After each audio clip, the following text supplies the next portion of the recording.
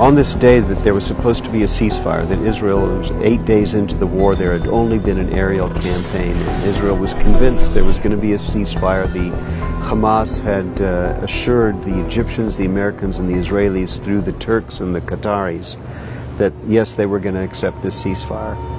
A half hour before the ceasefire begins, they open up with a barrage. It was something like 120 rockets that day. I remember that. That was really sleight of hand to take our attention off of what they were going to do that afternoon. That afternoon, they were going to launch their first terrorist tunnel attack. Several days before, there are a group of religious Jews from Bnei Brak who have a small factory that makes what's called Matza Shmura. Matza Shmura means literally watched over matzah. It's like the uber kosher matzah for Passover, which has to be watched over from the time the first seeds are planted. They have to be planted according to all the biblical strictures. They're watched over all during the growing process, and every seventh year the land has to lie fallow. The land gets a Sabbath as well. It's a sabbatical year. So this group of religious Jews was looking for a large field of very green, unripened, tall wheat that they could harvest immediately and store for 2 years, because next year there won't be any wheat. They look all over Israel. They can't find anything that meets their needs. Finally, down in an area called Otef Azah, which is like the envelope of Gaza, right on the border, they find acres and acres of a wonderful field, 5 feet tall, super green wheat, planted according to all the biblical strictures. And they go to the farmers and they say, we want to make a deal to harvest all of it right now.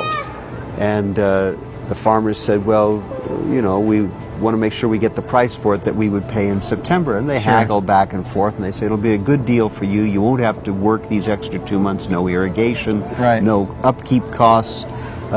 Just the expense of growing it, they won't be out. And you won't have to sell it piecemeal. We'll take the entire crop. You won't have to sell a little here and a little there, but we must harvest today, because every day that goes by, we're losing the ability to store it for 2 years. We want it at its greenest state.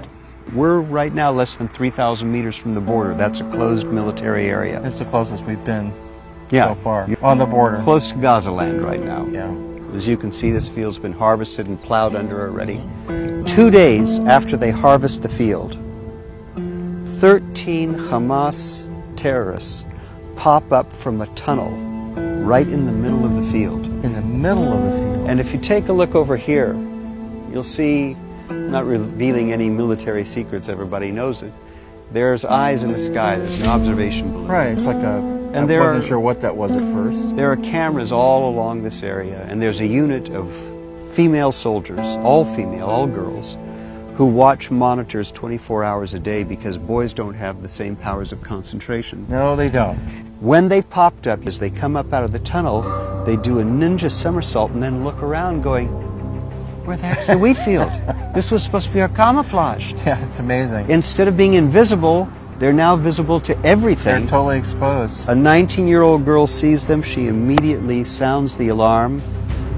There's an aerial asset that engages them, hits them with a missile.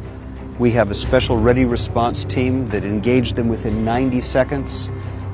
Half the terrorists were killed. The other half of the terrorists were driven back down into the tunnel. And every newspaper account that you'll find will tell you, but for those religious Jews who were following biblical strictures, we would have had a disaster. I was in one.